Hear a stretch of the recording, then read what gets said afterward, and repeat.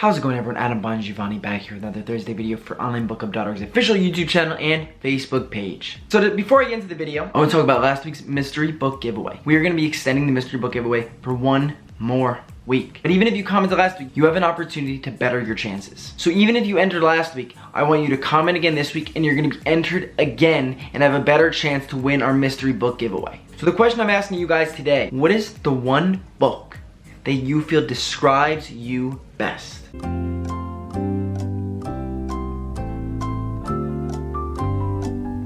So now onto this week's video. About 2 weeks ago maybe, I made a video saying I'm gonna inspire my friends to start reading. So this week I did that thing on Instagram where you ask people to ask you questions. Like it's a new feature and you could have people ask you questions.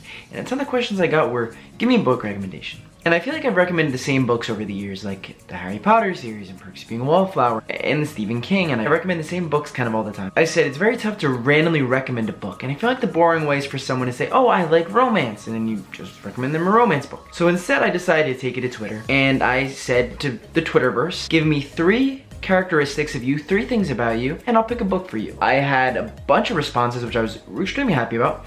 And I picked 3 people to recommend books to. So let's jump right into it. I'll tell you their traits, the person, and the book I recommend for them. One of the first users I chose was Dapperly Rachel, and she listed the 3 things about herself as follows. She hates surfing, but she likes watching competitions. She loves traveling because it feels like a movie montage. I think that's a really cool way to say why you like traveling. And she could sing the alphabet backwards. Now, the first 2 I've kind of took and ran with. Sing the alphabet backwards, I really couldn't find many books that were backwards, so I'm sorry, Rachel. I took the first 2, and I want to see if there were any books about surfing, because you don't have to surf if you're reading about surfing, but also involve traveling, and I've actually found a memoir that was perfect for you. It's called Barbarian Days, A Surfing Life by William Finnegan. It takes us through the life of William Finnegan, raised in California and Hawaii. Finnegan started surfing as a child. He has chased waves all over the world, wandering for years through the South Pacific, Australia, Africa, and Asia. He went from being a young, inexperienced boy to becoming an excessively adventurous young man,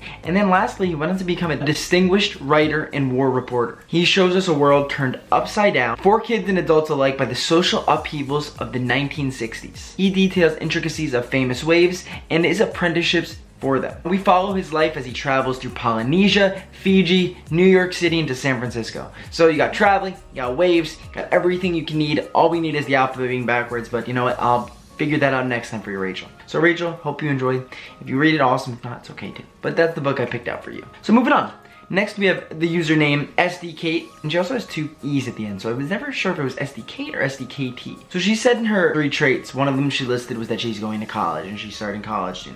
So I kind of took that one and I ran with it. It's called Admission by Jean Hanff Korelitz. For years, 30-year-old Portia Nathan has avoided the past, hiding behind her busy and sometimes punishing career as a Princeton University admissions administrator and her dependable domestic life. Her reluctance to confront the truth is suddenly overwhelmed by the resurfacing of a life-altering decision, and Portia is faced with an extraordinary test. Just as thousands of the nation's brightest students await her decision regarding their academic admission, so too must Portia decide whether to make her own ultimate admission. Admission is at once a fascinating look at the complex college admissions process and an emotional examination of what happens when the secrets of the past return and shake a woman's life to its core.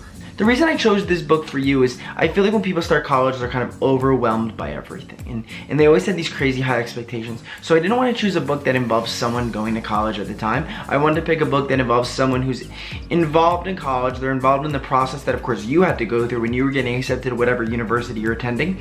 And it still gives you a story that you can enjoy, but you don't have to compare it too much to yourself. I don't know, I feel like it's a perfect segue into, you know what, I'm starting college, but I don't have to have these weird expectations that something crazy or thrilling has to happen. Hope you enjoyed that book, SDK. Lastly, I have user Shirley Sadie, and she actually said she loves Criminal Minds and she loves math and history. And the book I chose for you, Sadie, was Fool Me Once by Harlan Groban. So I'll give you the description, then I'll detail why I chose this for you. The main character is investigating the recent death of her husband when she discovers that it's connected to the brutal murder of her sister years ago.